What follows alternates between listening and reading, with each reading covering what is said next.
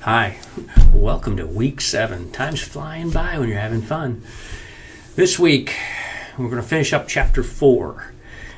So I've updated the Quizlet link. It now has all the terms for chapter 4, both what we did last week and the new stuff this week.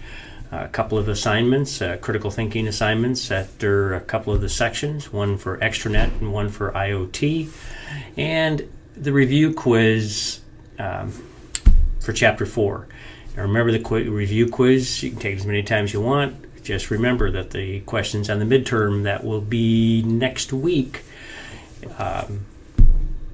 come from all of the review questions. So you want to make sure you've gone through the review questions for chapters 1, 2, 3, and 4 that we've covered the first 7 weeks here. So hopefully you enjoyed today's lecture when I get to it, and talk to you later. Bye-bye.